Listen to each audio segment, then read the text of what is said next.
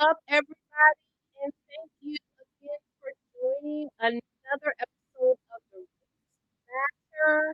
I usually say um where we talk about news and politics from a skeptical humanist point of view, but I think I want to change that up just a little bit, where news and politics, secularism and social justice collide, and then we explode on air.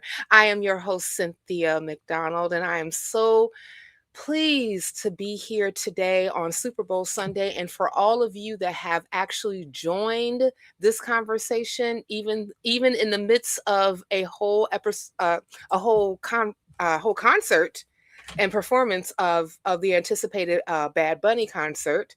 Thank you. I appreciate it so much. All of us happen to appreciate you being here. So I'm going to ask you to do all the things. If you would please make sure you like this video, share it on your social media platforms, and also make sure that if you are not, make sure that you are subscribed to this channel. You also can also hit the bell notification so that every time that I upload a video or go live, you are in the know. And if you can, please, please, please, please think about supporting this channel. Before it is actually monetized, you can support my channel at www.patreon.com/canglanny. Now, I do want to say this though. I want to thank everyone to getting me at 204 subscribers. I'm going to clap right now because I don't have a soundboard just yet because I can't afford it. So thank you guys so much.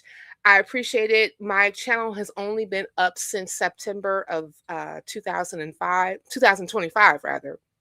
I know that I've been doing YouTube for quite some time on other platforms. This is the first time I'm actually doing it on my own with the help of my executive producer, Infidel64.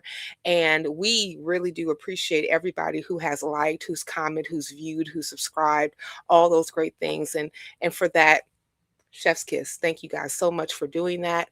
And yeah, it's a pleasure seeing people in the chat today. So I think that we're just going to head and get to it. We do have Black Atheist Rants here with us today, going to be talking with him about some really cool stuff. And before we happen to get to Bar, as he's affectionately called, let's go ahead and get into Cynthia's Corner. Hello, everyone, and welcome to Cynthia's Corner.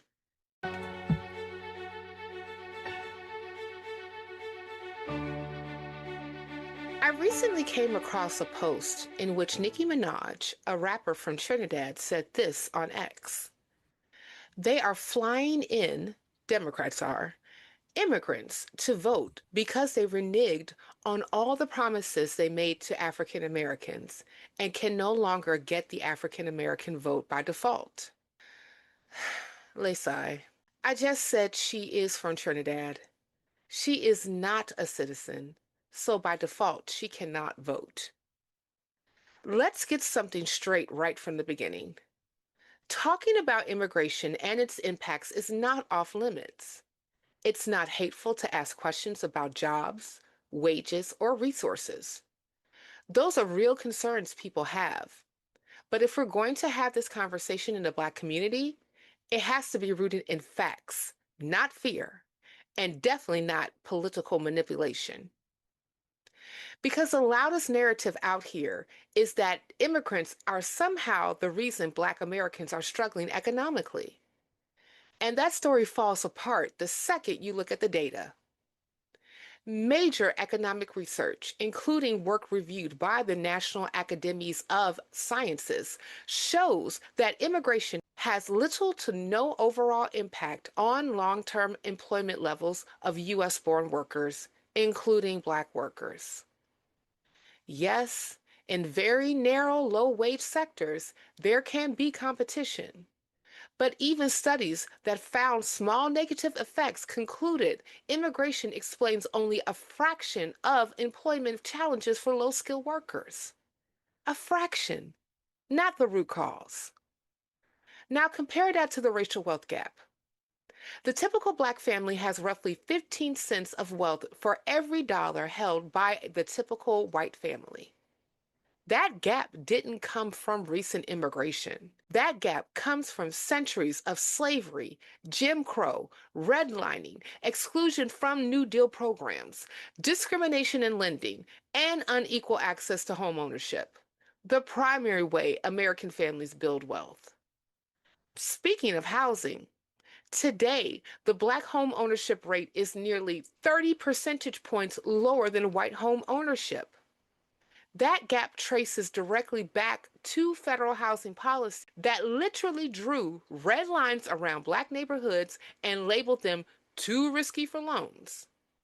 You can't blame a migrant family for policies written in the 1930s that still shape wealth in 2026. And employment? Black unemployment has historically been about double white unemployment for decades, across immigration waves, across economic booms, across recessions. That tells you something. If immigration were the driving force, those gaps would have moved with immigration trends. They don't. What does move the needle? Education access, discrimination in hiring, transportation, job networks, and criminal records.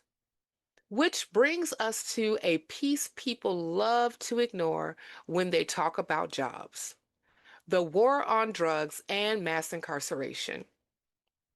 Black Americans have been arrested, sentenced, and locked out of the workforce at wildly disproportionate rates.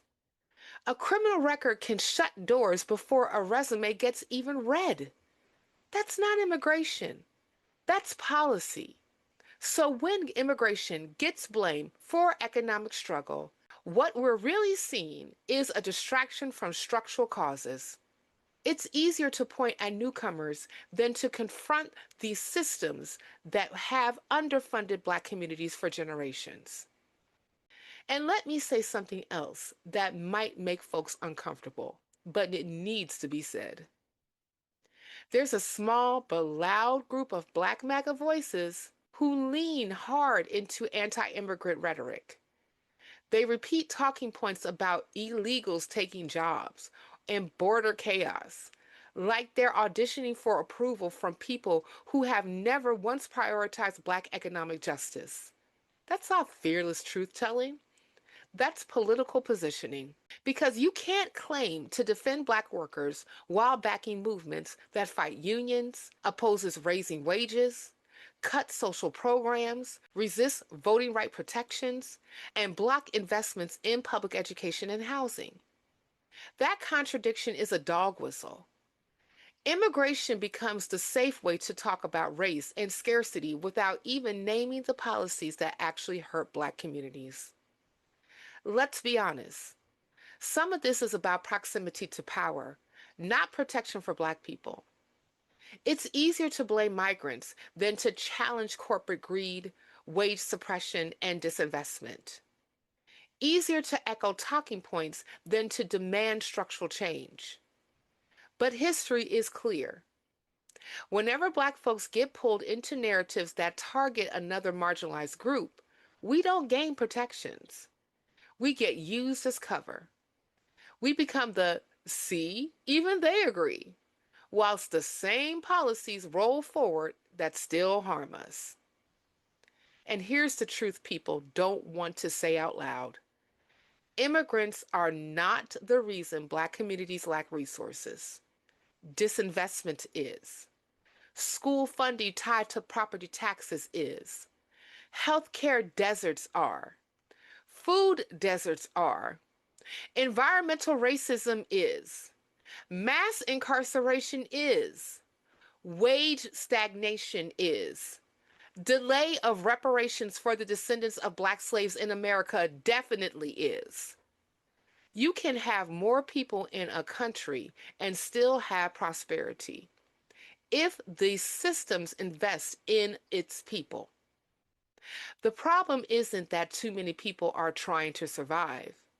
The problem is that wealth keeps concentrating at the top while working communities fight over scraps.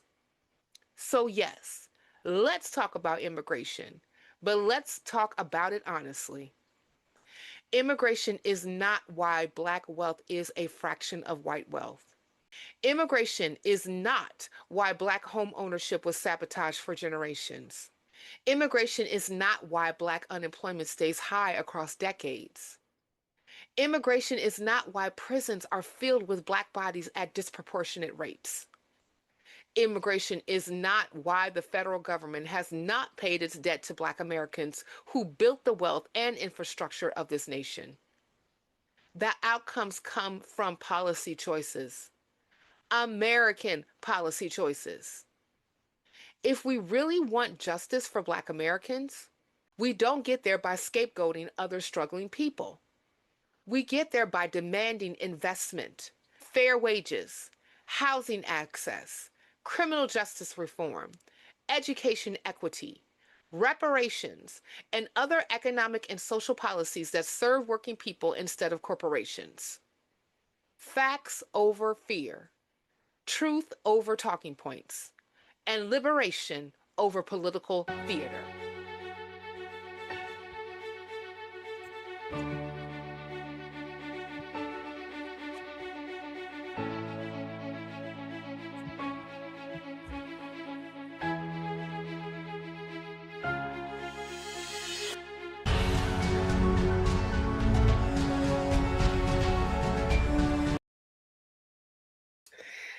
Thank you, Cynthia, for that rant. I appreciate it. Why, thank you, Cynthia, for actually thanking me for that rant. Okay, now we're going to move on. So, I am so excited for this guest that is coming on that's going to grace us with his presence. But before we bring him up, I just want to say a little bit about him. So, today on The Roots Matter, we're joined by Black Atheist Rants. Black Atheist Rants, or as affectionately known as BAR, is a digital creator and commentator who explores religion through the lens of history rather than faith or tradition. His work focuses on the historicity of gods, the cultural anthropology of belief systems, and how religions, especially Abrahamic ones, develop as social and political tools over time. Through his platform, he challenges the idea that religion is harmless or purely spiritual, highlighting how it has been used to justify colonization, cultural erasure, and the oppression of Black people. His message encourages critical thinking, historical awareness, and the courage to question inherent beliefs. Black Atheist Rants creates content for people who want to understand where religion comes from, how they shape identity, and what liberation can look like beyond faith. Everybody, please welcome to The Roots Matter Bar or Black Atheist Rants. Hey fam, how you He doing? here. I'm here. I love Durant. I love Durant. Oh, thank you. Thank you. Thank you. I learned from the best. Oh yeah. Oh man, thank you. I appreciate it. I was thinking it. I said, man, that's what I'm talking about. Get you one in. Yes. It's therapy, getting things off one's chest, making sure you Mm. exploring things in a way that you can say, "Hey, you're wrong," and there you go. So yes, Bart, thank you so much for being here. I'm so excited to have you on as a guest. You just don't know. I'm excited too. I'm ready. I'm ready to get into it. Yes, and we're going to get into it. You guys, Bar, I feel Bar like you are a younger sibling to me. And I felt that way for quite some time. We share a bit of a past. Mm. I know that your channel's been up for how long now on YouTube?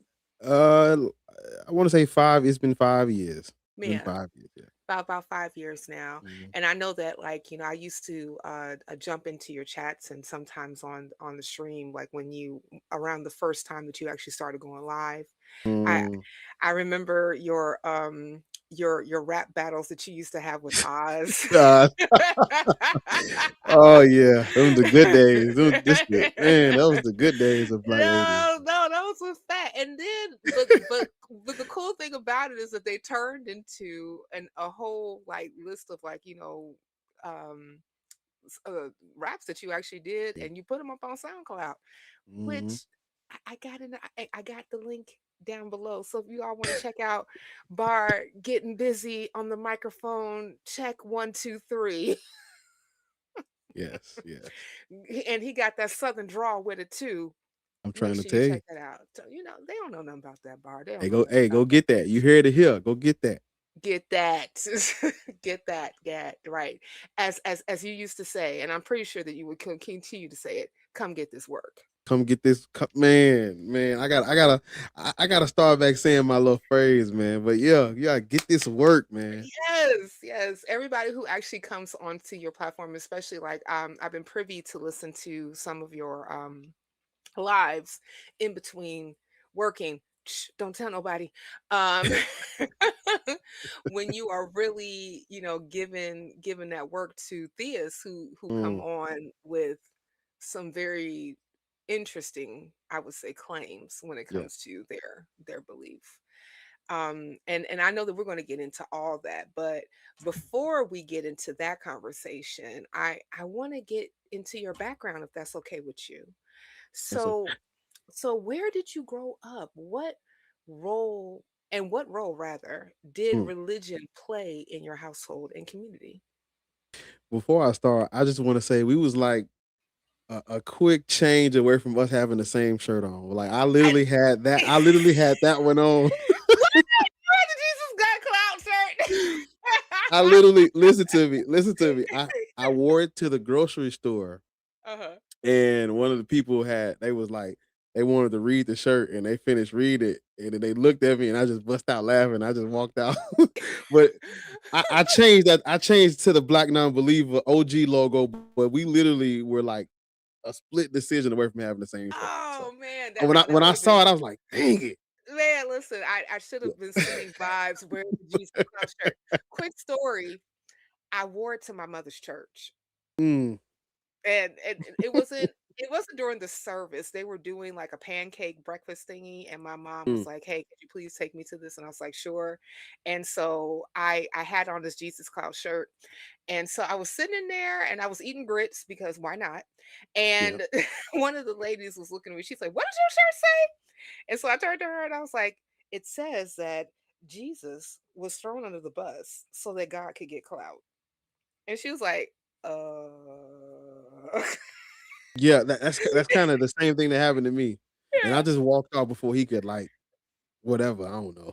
yeah, He had like a moment in his brain where he realized, "Oh, wait a minute. That's not right. giving praise and thanks to the Lord." No, Mm-mm. no, no, no, no. That's actually something for you to think about. Like Mm. thinking about Jesus.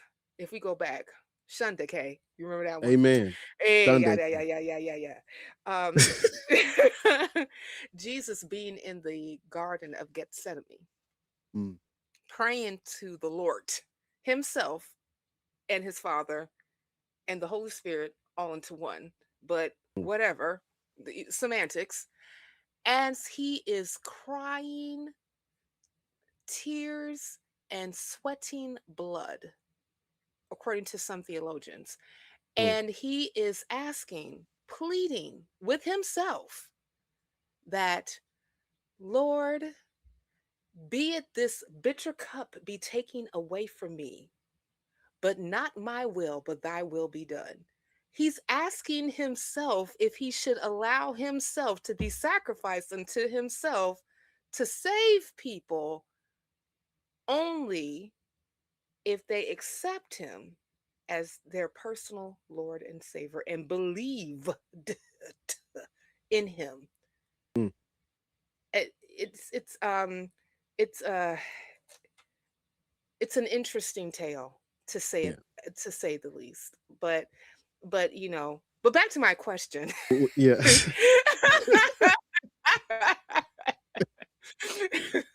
You guys expect tangents like this all night.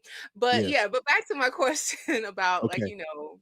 basically growing up Growing up, I and got religion and how it played a part in you, you. your Mm. household, community, family, etc. Yeah, go for it. So in the beginning, Oh, I love it. Give it to me. So I grew up Baptist, and I went to a private Catholic school. So I went to a Baptist church, and then we went to a private Catholic school growing up. So That's that nice. was that just to put you into how it was. It was all about Jesus growing up. You heavily indoctrinated. Um, we weren't really taught about. I said this. I've said this multiple times, but I never even heard of the word atheist Mm, until my 20s. I never heard of that word. I did not know that there were people who did not believe in God. I only knew that there were like lukewarm Christians or backsliders or people who need to repent and come down to the altar. Cause growing up, that's what we would do. You have a bad week or something at school, or maybe you acted up, when they do the altar call, you go down there and repent, get your forgiveness, and you start fresh. So, church and Jesus, you know, um, my grandmother, she cooked for the church. mm, And so that tells you we was always there because she was mm. always in the kitchen. And they had vacation Bible studies, the children would get together the Sundays before the church, and we would like color in the color in the Noah's Ark pictures and the whole nine, y'all. So, grew up Christian, and it stayed that way elementary, middle school, and in high school, I was in an after school program where they would pick us up after school and take us to the community center, and we would do like fellowship, read scriptures, we play like games, and they'll do like a I think they're called like a sock cop. How do you say it? Sock cop. We would have those. They would call it flame, and we like do a devotion to the Lord. All the kids in the gym, we do a devotion, and then we do the games and eat the food. And this was like, so I was heavily in all the whole childhood, and then I even took it upon myself to get into the after school program when I was in high school, and this led me. I went to Christian Brothers University. So the name speaks for itself. Christian Brothers University. And um, but even still, I was at this time, I had been getting what I thought was so much favor from the Lord. Got my first car from the church, first job from the church. Church kept me out of, I grew up in a rough neighborhood, but going to the after school program and being involved with the church, in a way, it was like God was, Jesus had favor over me. I'm praying and he's answering prayers, so you couldn't tell me my God wasn't real. You couldn't tell me Jesus Christ was not my Lord and Savior. I believe this 100%. And so I was in the National Guard, fighting for my country and all this shit. I'm in the National Guard. I'm at Christian Brothers University. And the turning point came. Um, I tell this story like this. I took this religion. They say they called it religious studies, but it's not religious studies. It's just the Bible. Like I don't know why they called it that. We just reading the Assyrians and the Babylonian exile. We just learning about Christianity and the Jews and Israelites. And so when I first took this class, now again, I never questioned my religion and my faith and nothing like that. I had moments where I backslid, but it wasn't no, well, maybe my God ain't real. I ain't think like that. I I just thought, hope I just mhm. hope that your backslidden state, you had fun. That's all I got to say about that. Yeah, yeah, but I'm setting the stage because I want you to understand. Up until this point, there was no hmm challenging beliefs. That wasn't a thing. We didn't do that growing up. You don't question God. You don't question not Jesus. Not that white paint on the wall. So I'm at Christian Brothers University, and I'm taking this religious studies class, and I didn't like it because it was like I never really read the Bible growing up. It was like certain verses here and there, but um, this is where we going into like these stories where everybody unaliving and there's all this blood shed and war, and captives, and I just wasn't even really interested in it. So I failed the class. I really didn't, it was, I just wasn't interesting to me. I failed it the first time, and I ended up the next semester I took it again. Now this is the turning point, because the next semester when I took it, um, I was taking the same religious studies class in the morning, and then I was taking a philosophy class like around noon. So it's like 7:30 a.m. We learned about these biblical stories, learning what to think, and then around right after lunch, like 1 o'clock, we learning how to think, how to ask these big questions, how to challenge what you thought was real. And this is my first exposure to this philosophical stuff. I never heard of all this, you know. And so my professor, she was one to not uh she just like she kind of gave me that push that I was missing. I would stay after class and ask questions.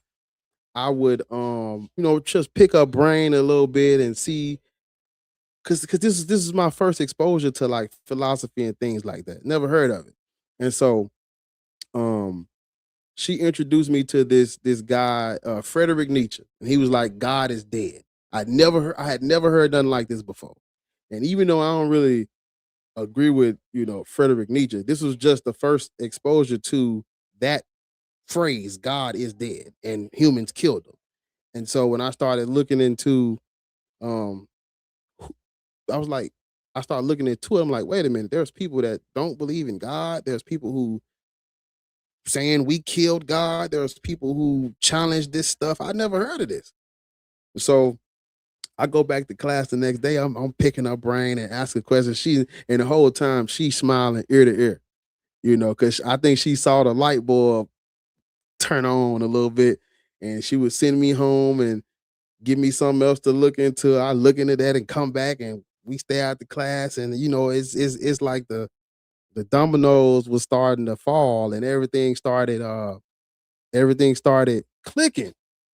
And so um when she okay, this was like the final nail in the coffin, where she invited me to lunch with her and all her like colleagues and philosophical people. All of them get together and have lunch and stuff like that.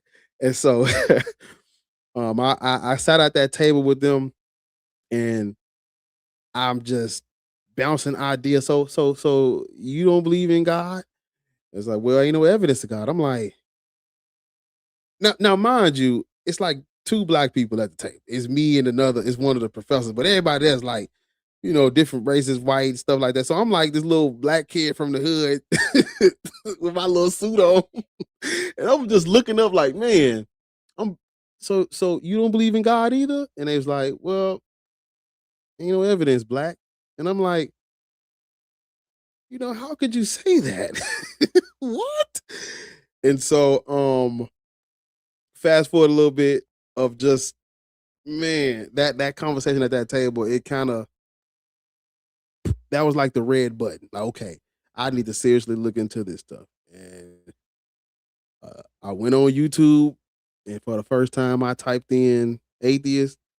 And when I typed in atheist, I was brought to these, it was two YouTube channels called the Non-Stamp Collector, that makes like cartoon. It's like they're doing like a cartoon attack of these arguments and biblical stories. So I started watching that, and I've binge watching the little cartoons and stuff, and I just thought it was the most fascinating thing in the world.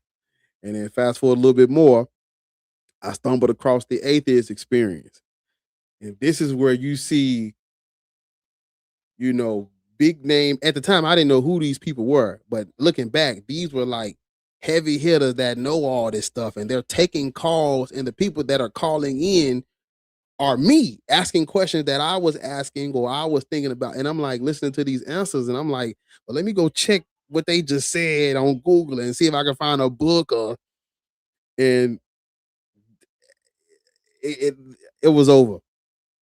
It was over. At that point, when I started researching it, really diving into those stories and looking into it for myself, I couldn't believe it anymore. And okay, so I want to skip a little bit more to the we get to Black Atheist Rants. So I told you about me looking up atheist. I told you about me finding the atheist experience, and then after a couple months of watching that, I typed in Black Atheist on YouTube for the first time. And when I the very first time I typed it in, Matt Dillahunty popped up. He was taking a call from a black person. It wasn't a black atheist. It was Matt taking a call. And I think it was because of the algorithm. But this was my when I typed it in for the first time, it was Matt, and I was like, so black people don't do this. you You know, know, I just think it's so hilarious that when you put in black atheists, and then the first person that comes up is a white guy who does, like, counter apologetics. But yeah, continue. yeah. So I'm like, okay, black people don't do this. Mm. And so, of course, there were black atheists at that time. I couldn't find them. They weren't on the internet as a black atheist this, or maybe the algorithm was just going back to what I had already been watching. And so when I typed it in, I'm like, I don't like that because you know I'm starting to get into this thing, and I like having these conversations, and uh felt like I was just talking to myself, and I was like, man, I wanted to express these feelings and emotions, and I want to say things. And now, mind you, even though I was a black atheist at the time, I hadn't even touched on the slavery and the history and the race. I still didn't know about all that. You see the oh man, my God. You see what I'm saying? Like, I'm deconstructing my religion. I'm looking into all these arguments, we still ain't touched on me. We just learned. I'm just learning about the Bible not being true. I don't know. At the time, we a year in. I still don't know how we got it. I don't know nothing about none of that. And so, um, I could not let it go. And what I mean was, this is actually a funny story, but all of this was going on while during that semester where I was looking into the atheist experience. All this was going on during the semester.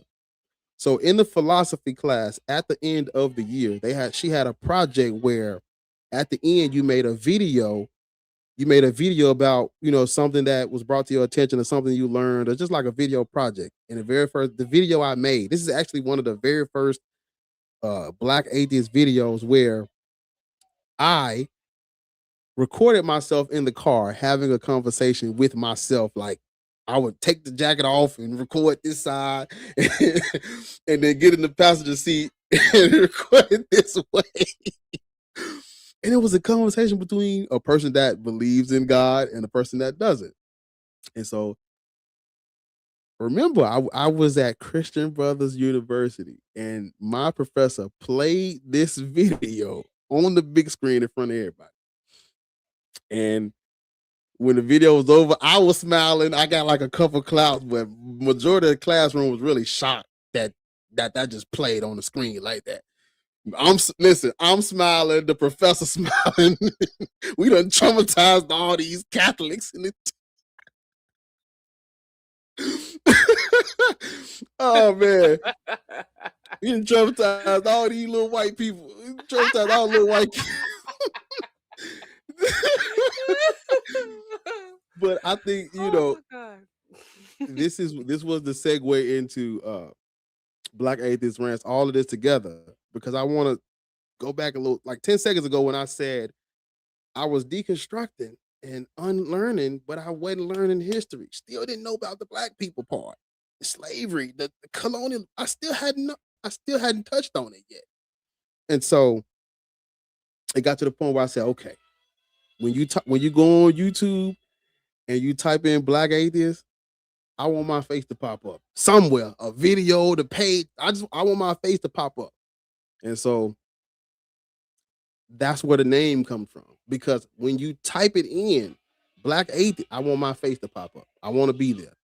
And so thus Black Atheist Rants was born, and I started making videos in the car. And the rest is history.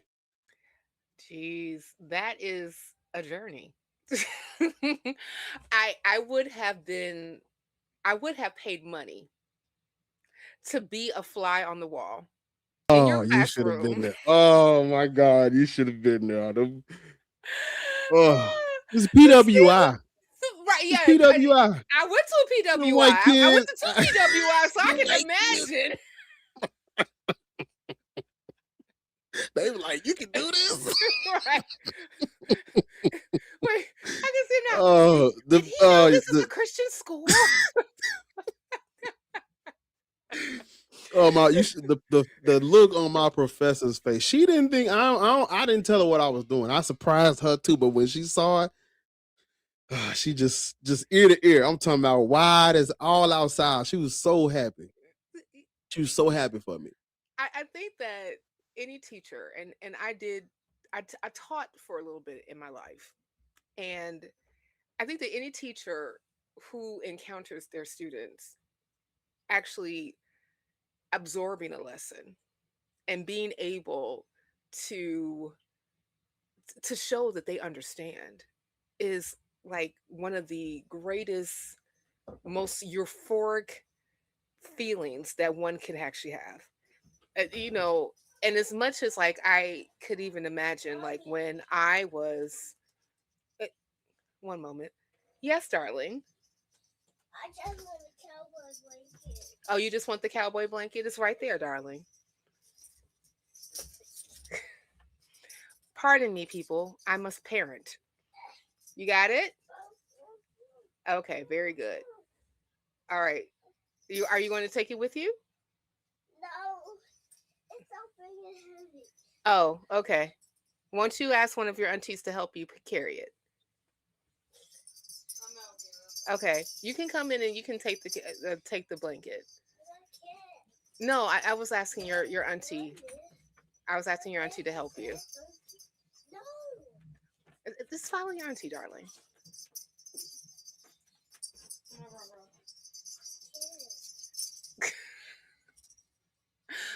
Okay. Well, anywho, as you all know, this is a live show, and sometimes we have to actually This real life. break. This We is ain't real gotta life. edit nothing out. This real life. No, this it really is. Mm-mm. This is life for me, and Mm-hmm. We're as real people. very We much are so. real people. Very much so. Very much so. And as much as like I have like conversations like, hey, I'm recording, but my son don't read yet. I mean, he read a little bit, but not that much. He 4. So so it's okay. But anyway, but yes, it's interesting how you went from being a person who was in the church, raised in the church. Your grandmother, I assume, was like a mother of the church. She cooked for the church. You and it's interesting. I mean, like, I think it's a cool thing that, like, those like programs exist for kids so that they can actually have things that are constructive to do, right? Yeah, yeah. And I mean, and I will definitely give the church in of itself props for being able to have community, and they've been doing community for a long time. And people say, well, they do it better. I said, no, they just been doing it longer. But there are equivalents who happen to be secular where they have like after school matters, and I mean, even the Satanic temple has an after school science club that kids can join. But it's still it's still a resource, right? That you were able to take advantage of, and help you as far as like being able to um stay on the straight and narrow, whatever the fuck that means. But you know what I mean, right? Like, it's because like even like one of the things that like a lot of our black people succumb to, especially depending on what like neighborhood that they happen to be in, that they would succumb to being profiled, being people who happen to have very adverse encounters with police. And even though we also know from history that police actually like evolved from slave patrols. Evolve is not a good word, but they came from slave patrols. And we know that stop and frisk was a thing. We know that all throughout the country, um, Black people, especially Black males, names were put into databases, even if they did not commit a crime, to be able to say that they have all these encounters with police. So that makes them more likely to be stopped again and eventually arrested and eventually possibly even go to jail, you know. So being being steered away from that, I'm glad, but we also know that within the church and of itself is problematic. We know that the church as an institution, and I mean, like, we can look at like the institution in America and across the world and how the church has had a grip on people, but you and I have a fairly unique experience with the church, because of our race and because of our history when it comes to being Americans, being Black, and also being a part of the Black American church experience, and Yeah. how that has showed up, with, um, you know, within our community. So I want to see if we can kind of go through, now that we know this is how Black Atheist Rants was born, into how, you even mentioned that you were doing videos and you were having these conversations with your professor, and this is all before you really started to learn history, before you started to learn, like, some, and Mm. some exposure to apologetics, to hermeneutics, and things of that nature. And a lot of people leave religion, but they don't study it deeply. But you decided not to do that. So what made you want to understand history of religion than just walk away from it? Well, see, because and that's a great question because I was thinking about something um while I was explaining how we got to this point. I was thinking about something, and even if you go back and watch some of my earlier videos and stuff, I was just it's like I knew I was missing something. I had so much animosity and frustration built up because I knew it was I know I'm on the right track. I'm missing something here. I don't know what it is yet. Cause I didn't really, I had been winging it. I was Black Atheist. It wasn't no what a lot of we everywhere now. We all out the woodworks. But I was like, it wasn't no TikTok. I wasn't on Instagram. I wasn't on Facebook pages and stuff. So I was winging it and I was like missing something. And I had watched so many debates.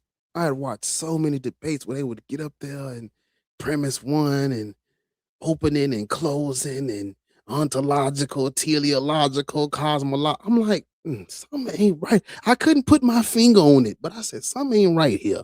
There's something these people are. There's something missing in when they're having these debates and conversations. And so, uh, there's this guy on YouTube I ran across. His name is Walter Williams, and he focuses on uh he calls it time, people, places, and events. And I kind of started feeding off of that because I wanted to know give me the time period, give me the date, give me the event, give me the people, what was going on? Why do we call God God? Why is it Christianity and not uh this religion over here? What is this? Wait a minute, there's mythology and this ain't mythology, but we got all these different. So I wanted to know the big why. Where did this come from? Why do we have it? How did it get it? Because you don't really know something until you know the why or how. Do you know when what the first translation of the Bible was? Do you know who wrote it? Do you know what time or what people came out of this or whose mythology this is? Who created this god or how are these gods made up and not this one? I wanted to know that because you can debate and argue theology and dogma. You can debate on whether or not your interpretation or your whether you got the right translation. That's debatable. What's not debatable is actual undeniable human history. It's not up for debate. The internal critiques are up for debate. Uh, they call it philosophical monotheism is up for debate. Cultural anthropology is not up for debate. The uh w- what does whether she was a virgin or not, or does it mean young woman, or does it mean virgin? That's up for debate. Did, there's no evidence of these people. That ain't, so I'm like, I want things that cannot be brushed to the side over somebody's feelings or opinion. I want hard evidence. I want hard facts. I want to understand, um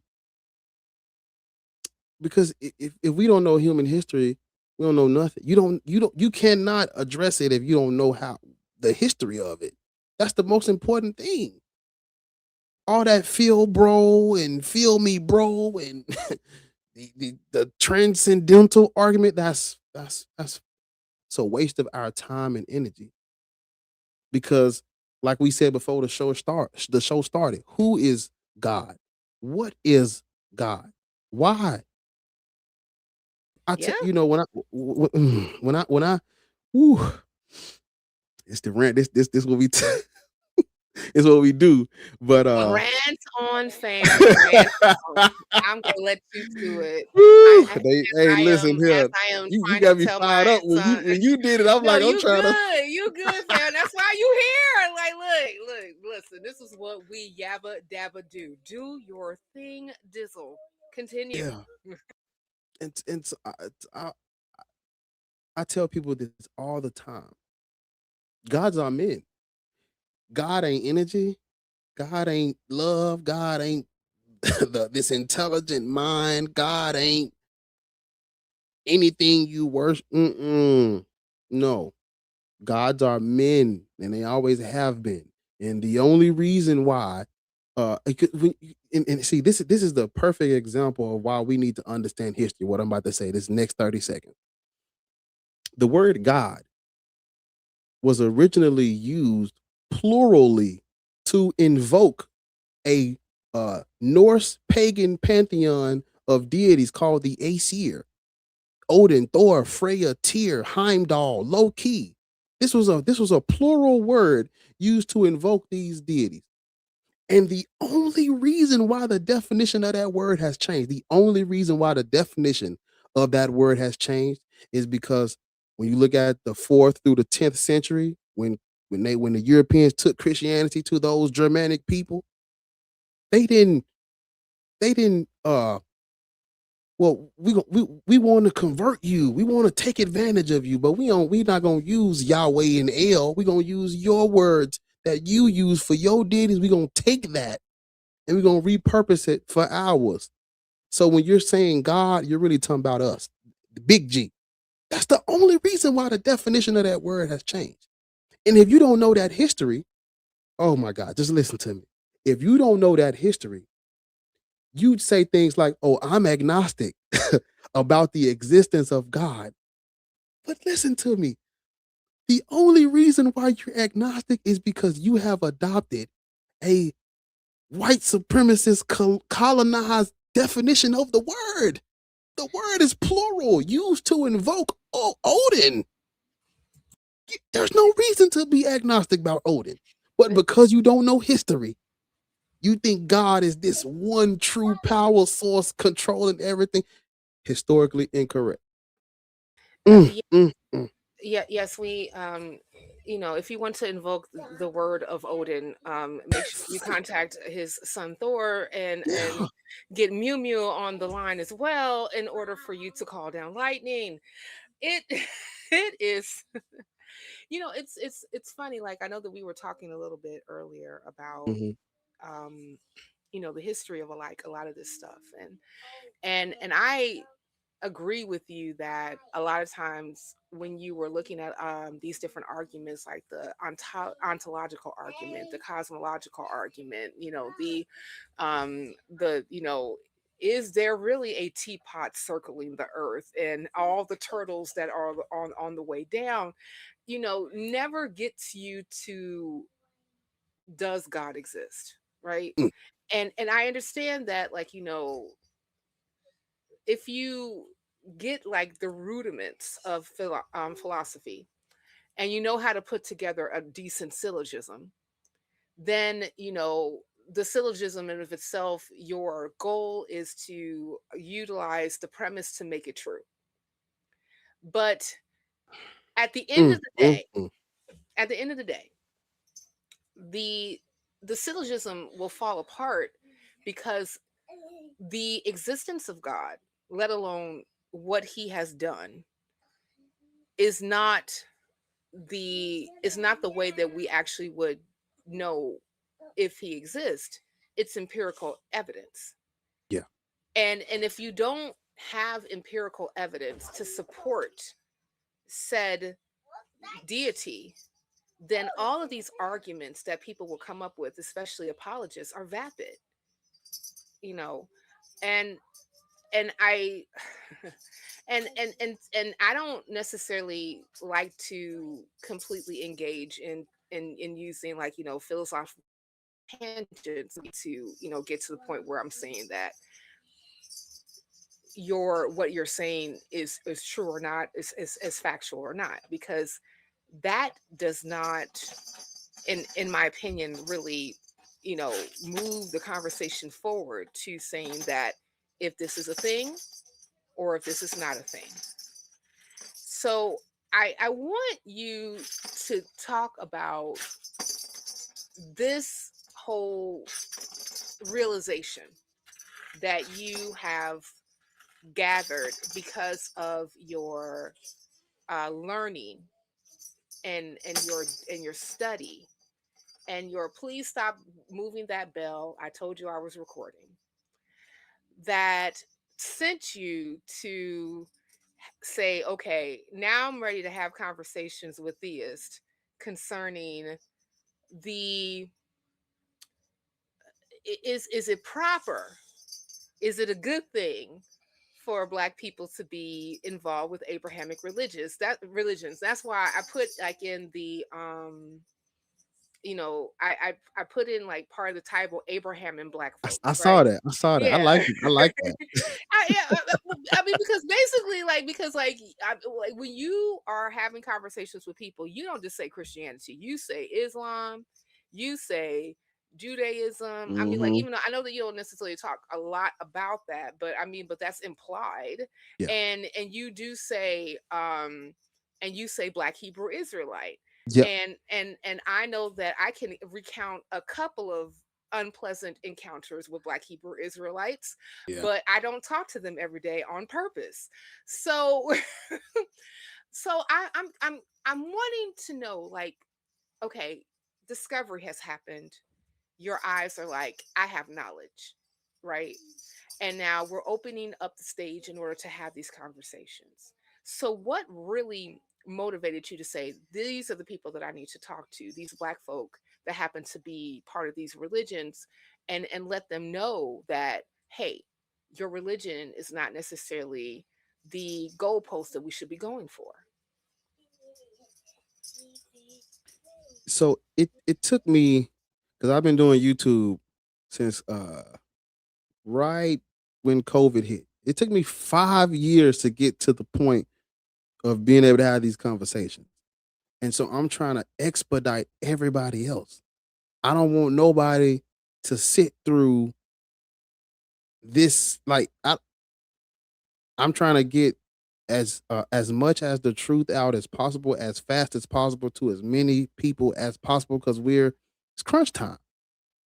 And so uh y- when I switched, the switch happened because I think last year is when I really started digging historically on the historicity of Judaism, Christianity, Islam, I just said I won't. I ain't. I'm not even.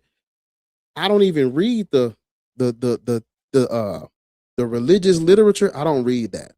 That's not history to me. And so I started looking for history outside of these playwrights, these pseudepigrapha, these they call them mythographies.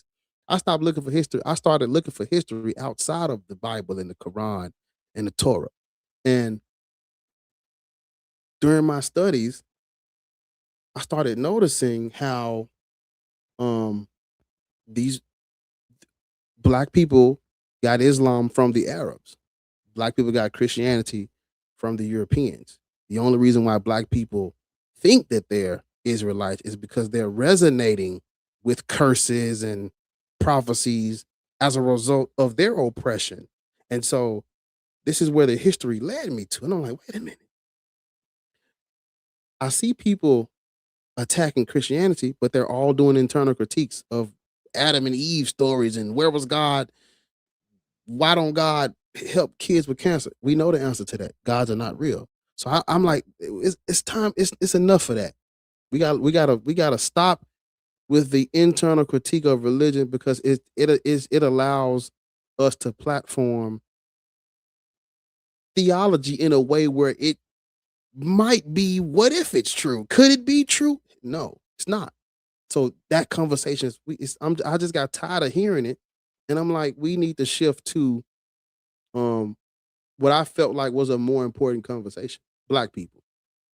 And like what you said, my prompt is black people should not be.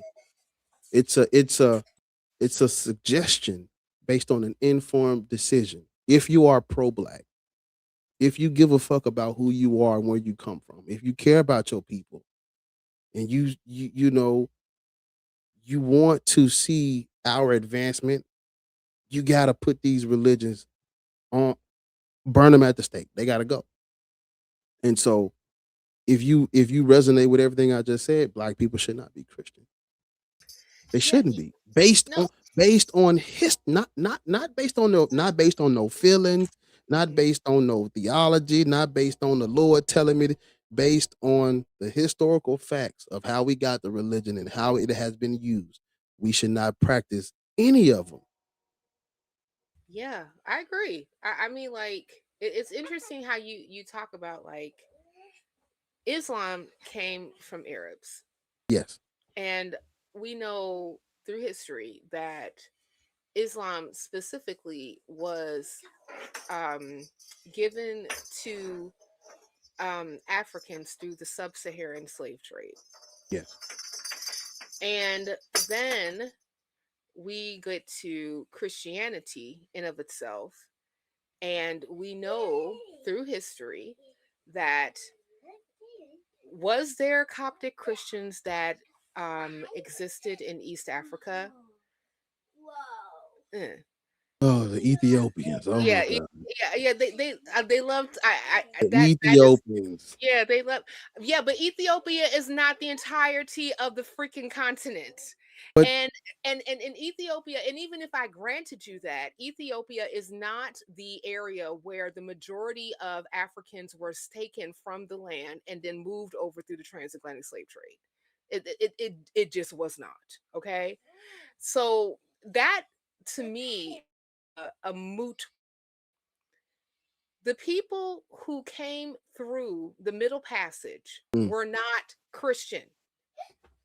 They were not raised Christian. They were not practicing Christianity. Christianity came through violence, through the people who happened to be enslaved on yeah. on in the Americas, and through colonization of the Europeans on that particular continent. Full stop. Okay? So, I mean, so like it's interesting like when you're having conversations with people like that, and I've heard you talk about this before. It's like, no, it's not like, it is that especially the Black Hebrew Israelites, they fully embrace this curse myth. You know, this Yeah. curse of Ham, this Mm. this curse of Cain, and this is the reason why Black people struggle. It I find it so problematic because if if you're really embracing this and you're not looking at the real reasons why Black people struggle in the United States, hell, how Black people struggle all over the damn world, then we are not able to move past that because I'm speaking one language and you're speaking Yeah. another. It's like I'm speaking English and you're speaking Cantonese. We're not speaking the same language because we're not going to get ahead because we have no translator right here because even the topic is is exactly where we don't need to be. I, I try to, you know, I try to tell people exactly what you just said. And I think the problem with them is they're miseducated. You know, when we talk about, like I said last night, it's not just slavery. Because when we talk about slavery, any smart white person that know his arguments, he gonna say, well, everybody had slavery. It's not just slavery. We talk Yeah, about cultural erasure, you know, G-side, miseducation, mentally miseducated. You don't propaganda. know, you don't know shit.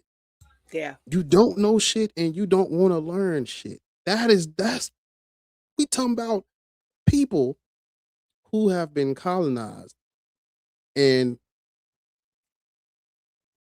stripped of who they are, names changed, cultures demonized. White people, we're still living under Germanic and Greco-Roman culture. The days of the weeks and the months are named after y'all's gods. So what hell, let's even y'all look was at the Christian? Come on, we look at the cosmos. Mm, Like we come name on, planets and Mars, whatnot. Right, Jupiter. we Come name them on, after Roman Greco come gods. Quit on, playing. Constellations, quit playing with me right now. Go ahead, come fam. on. You cooking? Go ahead, cook. They were Christianized too, but Christianity, it's actually a term for it. It's called interpretatio Christiana, where they take your gods, take your deities, take your spiritual systems, and just repurpose them inside of Christendom. That's what they did with Roman culture and Germanic culture. So you can still know who you are even if you're living in a Judeo-Christian worldview because they're using your culture still. They're still European. Yeah, like the Christmas tree. Come on, talk to me. Yule, Like, Yule. Come like on, talk right, to him. right, right. The Yule log. Like, quit Come playing. Like, on. freaking Easter bunny. Like, Most black folks don't even know what Ola Dumare is. come You ain't on never heard of the now. Orisha. Come Don't on know now. Orisha. Come on now. They Jesus. don't know about the Haitian Revolution. No, they don't. They don't know about the Haitian Revolution, the All they know is 1803. African mean demonic. If it's African, it's demonic. This Is is the not just, right. come on, this Right. ain't just slavery. And that's exactly even something that they actually even teach to people who happen to be on the continent. They are telling them that their own traditions are demonic. Oh, they're and then let's not even go into the misogyny of it. Like, Yeah. in Nigeria, there is Dr. Ego Leo Igwe, who is ahead of an organization that helps women who happen to be labeled as witches in the nation. And um and and a lot of times these women who are labeled witches are in the nation is not that they are casting spells. It's not that they are over a cauldron saying uh boil, toil, boil, and trouble, and all this other stuff. Like it's none of that. Sometimes it's just that, oh, you're speaking out, or you spoke in front of a man, or Yeah. you're not married yet and you're Yeah. 30. What's wrong with you, lady? Mm, Like, mm, like all these like really like, like crazy baseless claims that actually would say that they would be one. And so, did you find it? Hey, hey, hey, hey, you found it? Okay, go ahead and give it to me. Thank you.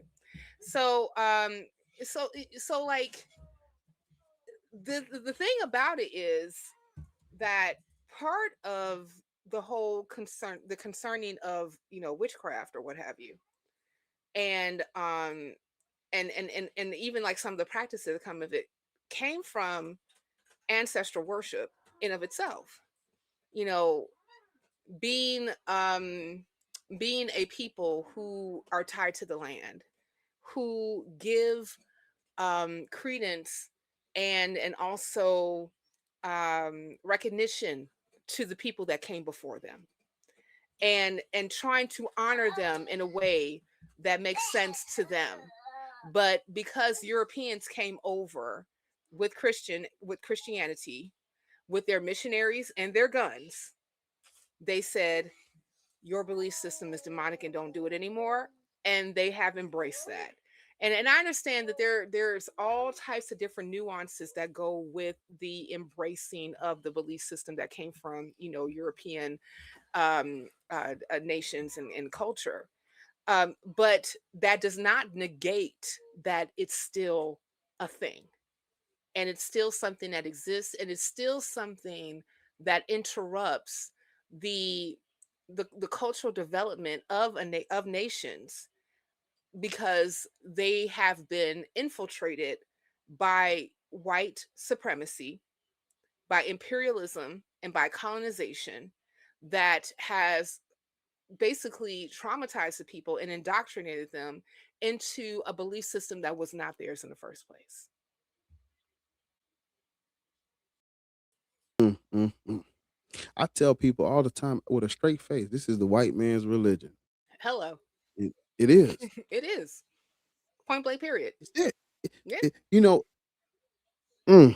so I, everything you just said on 2000, one Mm. million percent, I'm with you.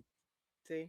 And it's like, what, well, I tell people we have to repeat the truth just as much as the lie. Like, as we're speaking right now, the lies are on replay, Yeah. literally. Yeah. So for every What's the saying literally, that they say about lies? That, a lie can travel the earth 100 times before the truth can put his pants on in the morning. I'm trying to come on. So we're doing the work. We got to get this message out. We have to spread the truth, because this misinformation is too much misinformation, too many miseducated people. We saw it even last night. That's Hmm. majority of these people are like that. Yeah. We got white people who aren't even Christian resonating and defending and trying to sympathize and understand and compartmentalize religious beliefs, because it ain't them. You have black people doing apologetics for the Klan Jeez. in during Black History Month. Good grief. Ugh. Good griggly mother. I Embarrassed us in front of all them people. I asked that man, "Would you join the Klan if they reformed?" He like, "Well," what? Ain't no well, fam. he said, "Well, if they," I'm like, "No, oh man, all these good white folks over here." You go, Ain't no well. What do you mean oh well? Like man, yeah. no, like Mm, no, mm, absolutely not. Like, something within you, like every black ancestor within your lineage should have yelled at you at that particular moment in time to say, "Ain't no well. ain't Ain't no there? well. This organization is not well. It's sick." And what it has done to your people specifically is sick. They formed because they felt that losing the Civil War and not being able to own slaves was unfair to white people. What did 45, now 47, Agent Orange, Cankles McTacos Tick said late, as of late? He said, he said, he felt that civil rights did not treat white people nicely. It was Mm, mm, mm, unfair mm, to white people. And here's the thing, like that type of rhetoric is dangerous, because what it does, it it says that anytime that black people actually exert themselves to say that, hey, we deserve equality, equity, inclusion, diversity, and also the we deserve also the spoils of our labor, because we built this country and we were specifically brought here to build this country, then we are faced with back white lash to say no, that you don't. And it's so interesting to me, especially when I listen to black Christian apologists who love to say what they think that black atheists are thinking at one point in time in their lives. As they're using their apologetics, they never talk about some of the preachers from the antebellum South that were in the Baptist faith, that used their bully pulpits to justify slavery using the Bible. They never talk about that. They never talk about, fast forwarding to the civil rights movement in the 50s and 60s, how you had the same type of rhetoric coming over the pulpit from white preachers who, what did Bull Connor say? Segregation now, segregation before, segregation now, segregation forever. You know, stuff like, because God said. mm. This is the things that they said, and they use the Bible to do it. But for some reason, we are out of touch, for the simple fact of the matter is that we don't bow a knee to their God.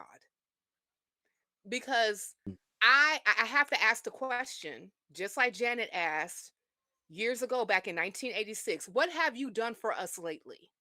Ooh, ooh, ooh, ooh, yeah. Mm, mm, mm. I mean, I'm like, explain yourself, but they can't. They cannot. The only thing that they can do is deflect, obfuscate, and just go back to the talking points that they have been doing forever. And it never pushes the needle forward to really get to true liberation that Black people have fought for and deserve. Yeah, yeah. So I want to know what what is what is the bottom line, what is the black ass bottom line that you are wanting to accomplish when you're having these conversations? Because like the majority of people that, I mean, like, I know that you may, talk to some white Christians, Yeah. or or other people who happen to be in different religions or other groups, but like the main people that you're talking to is us African Americans, Black folk, who happen to slide up and say that I have something to say. Yeah. What is the thing that you want to accomplish, before they happen to leave that platform, and actually when they're having their conversation with you and your panel? Well, see, I know, the truth of the matter is 9 times out of 10, the person that's coming up is not really going to um, receive what I'm saying. But like I try to tell people, it's not just for them. It's hundreds of people watching. It's for some of these people. They may not get it in a moment. Maybe it'll click later. But when they come up and you listen to their question and you feel like, wait a minute, I had that same question, and then I give you the answer. It's for the people watching. I'm basically um I look at myself like the very first time I was a black atheist, and I was just looking for something. I was looking for what I'm doing now is what I wish I found when I typed in black atheist. Somebody who's look like me, sound like me, I relate to them. I feel like I could kick it at their crib. We go get a slice of pizza together, and we saying no. I am I'm still deconstructing things. I'm still learning things. I'm still educating myself, and I'm trying to bring as many people as I can with me because that is, they say that it's so cliche, but the truth is the only thing that's gonna set you free. And so as I learn as I learn and unpack my, it's more than just religion we deconstructing. Most of us were brought up in an environment where there is misogyny or transphobia, homophobia. It's just what it is. We can say it out loud. We ain't got to be all elephants in the room. No, we got to unpack and deconstruct all this shit. We got to. And and so as I learn more, I'm trying to learn from as many as I'm trying to be a sponge, and then I'm trying to twist this motherfucker and release it on the sponge after me. I'm trying to create just a space where people can hear things that they never would have heard if they didn't click on my live. I went I went 20 I was 20 I'm 28 now. I was 27 when I first heard of what the Doom the Verses was. I was 27. I'm trying to you can skip the line, brother. Doom the Verses 14 13. I'm trying to give it to you right here right now. Maybe if people maybe if we see, it's like seeing is believing. They gotta see me. They gotta see us doing it. I laugh, I have a good time. Um, I educate where I can. I if there's a moment where we need to get um a little deeper, we do. And I'm like, if you see it, then you'll. Oh, wait a minute. If Black atheists can do it, I can do it. Or if I fact check what Black atheists said, and it turns out Christianity is false, and Black people shouldn't be Christian. And maybe That. I won't mistreat maybe now that I know that I won't mistreat my children. I'll Mm-hmm. vote differently. I Mm-hmm. won't be I won't be hateful and misogynist and homophobic because where did I learn that at? That part. We're um when we I think sometimes we have these conversations so much that we tend to lose sight of what these religions really are. These are violent crimes against humanity, especially Black people. And Amen. we're protesting what we see is an injustice against us. Amen. Oh, And and for the mhm, people who may not remember what the Doom Diversus is, it was a papal bull that was set by Nicholas V in 1452 that said that Portugal had the right to conquer non-Christians in Africa, subjugate them, and reduce them to perpetual servitude, basically blessing the transatlantic slave trade. come Continue. on. Most Black people have never heard of that. Never. And so we are protesting crime, um this this culture that we've created, everybody's copying us. They're literally copying us. There's so many things that we've invented and created, and there are so many people reaping the benefits of things, struggles that we've went through and things Come we fought on. for. Come And I'm on. You like, better tell it. and I'm like, let's keep it going.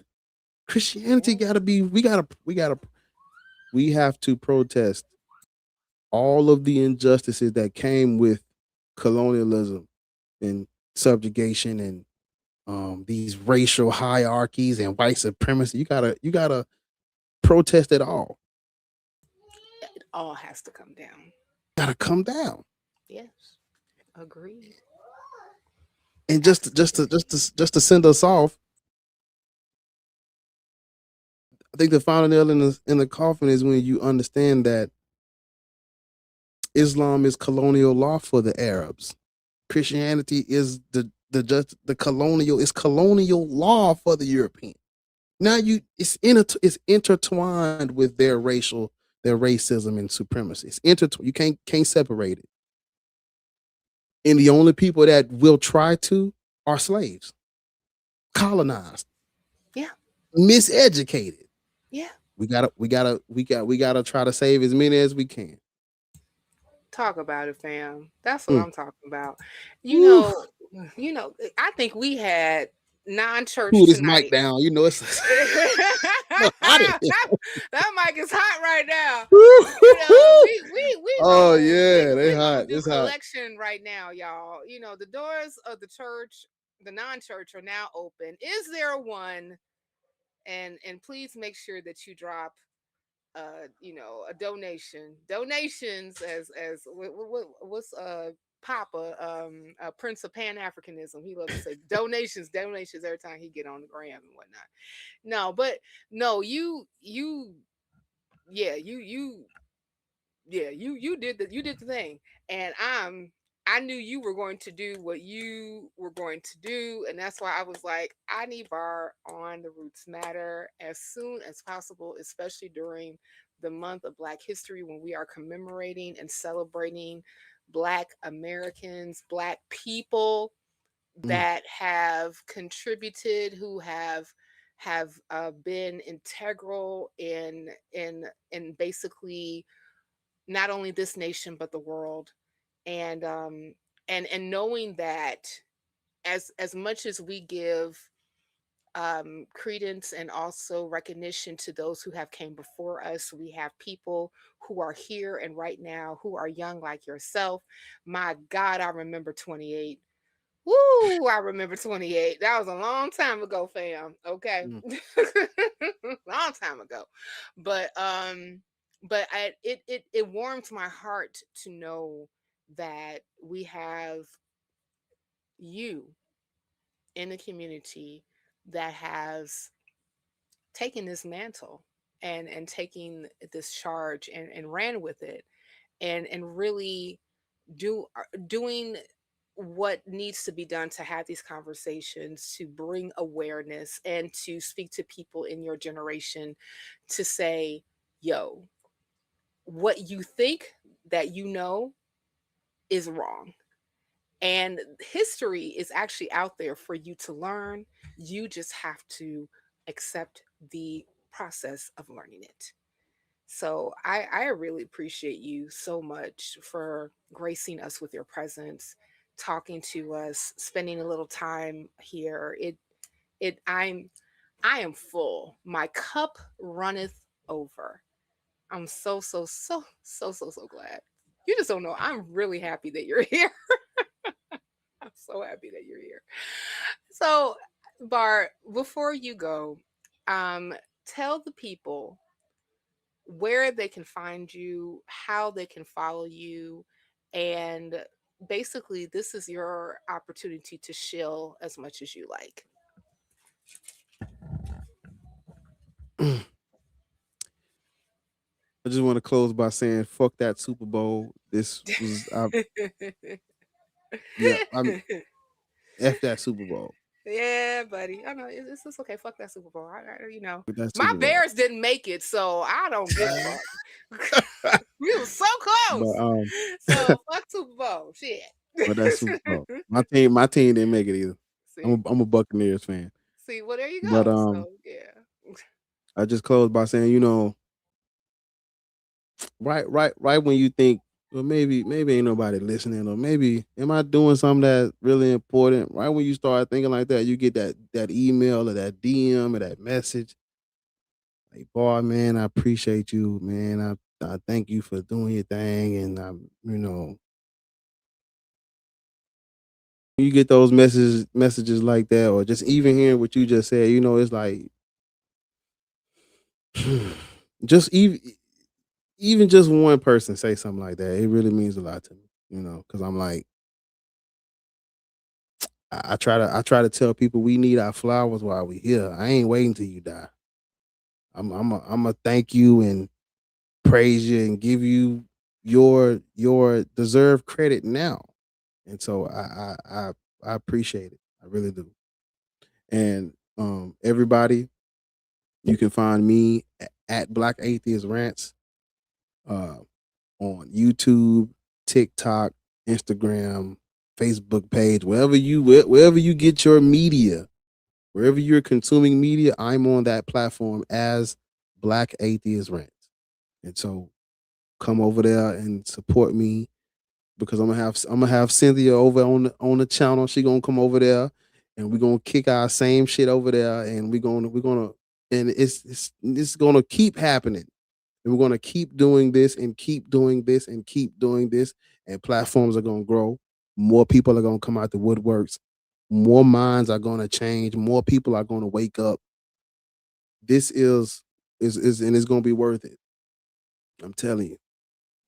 Maybe not right now, maybe not next week, but more and more people are starting to understand this stuff and wake up to these things. And we're it's gonna get to the point where we got our own platform. And we ain't gotta engage in internal critique just to have a seat at the debate table. Oh no. Mm. I can't wait. I And can't either.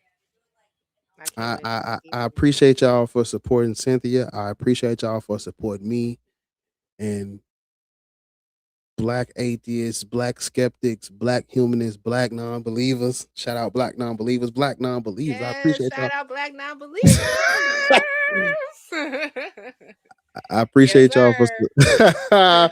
man. I wish I would have. I had it on and I switched it, man. It's But good. It's all good. Thank you. But you shout out the organization. That's yeah, what's up. I really do appreciate y'all support, and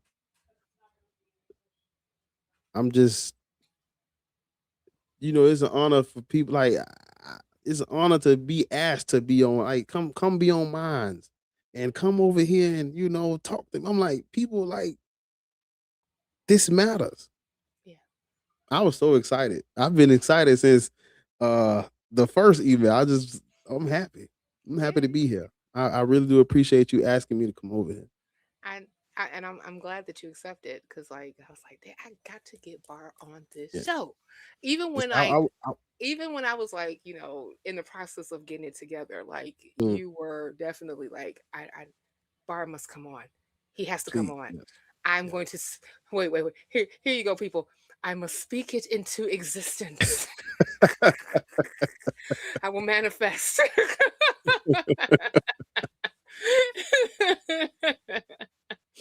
And it was nothing metaphysical. I literally sent an Mm. email. An email was literally sent like, "Hey, this is Cynthia Barr. Like, Barr, please come on my show, please, and thank you." Yes, so I appreciate it. And guys, just to let you It was a know that, great show. I can't wait to go back and watch it. You dropping yeah, bombs, I'm dropping bombs. This yeah. man. We gotta keep doing this, please. Yes, including my son, like, barging in, wanting to watch They Fantasia need and they then need to leaving. see it. They need to hear it. They need to feel it. We're real people. Yes, We ain't put exactly. on no show for y'all. This ain't Mm-mm. entertainment. This raw. Exactly. Exactly. Uncut Uncut. in your face. Watch out there now. I ain't cutting out nothing. Nothing. Not a damn thing. What you see is what you get. And if Come I on. could Hyundai sing Care. the song, the Sean Decay, if I could sing the song without a copyright infringement, I would.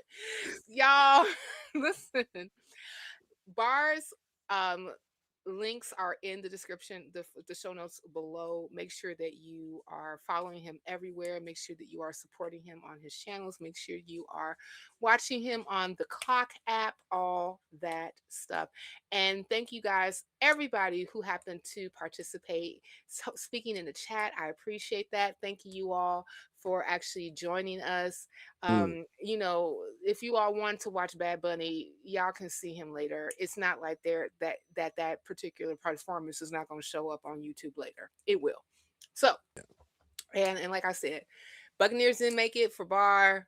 Bears didn't make it for me. No, they So, didn't. fuck that Super Bowl. Regardless, I want once again, yes, yes, yes. Did you hear the look? Okay, just I did. I did. That's what I was like, yes, yes, Okay, absolutely. yeah. Oh gosh, I've but been again, itching to clap. I've been itching to clap for you the whole that's what I time. I told you. I promise. said, like, listen, like you listen, use your soundboard. It's gonna be okay with me. I have no problem with it whatsoever. I mean, like, I want to get one too, but I got to get my setup together so that Mm, it can support a soundboard. Until then, I gotta rely on my guest. So, guys, make sure this again, just like a reminder, make sure that you all are liking the video, sharing the video, sharing the platforms, share yeah. bars platform, share my platform, support. This is independent media, and it takes resources to do this. So please, Mhm. please, please, if you can, I know that like my Patreon, it starts at $3 a month. And, it will be ever so wonderful if you can go to www.patreon.com/camglamming. And also please support Bar as well. Bar does have ways that you can support him and his work, and to continue to make sure that you are getting content that is raw and in your face and Yes. educational. Okay. So, again, thank you everybody for being here. And I got to pull up my thing that I be saying at the end of the show every time that I be doing this. Yabba dabba do. That's not really what I say, fam. What I say, this is what I say. I say stay grounded. Oh, no, before I do all that, make sure you all tune in next week, because I said that I was going to be going live every Sunday this particular month. Now, if I do that next month, I don't know. We'll see. But this month, definitely every Sunday we're going live. And next week is the Faithless panel with Jason Friedman, Scott Dickey, and Teo Alteo. Teo Ateo. So please make sure you guys are tuning in for that. Now I can say my final line, and here it goes. Stay grounded, stay aware, and remember, at the end of the day, the roots matter. Take care, everybody.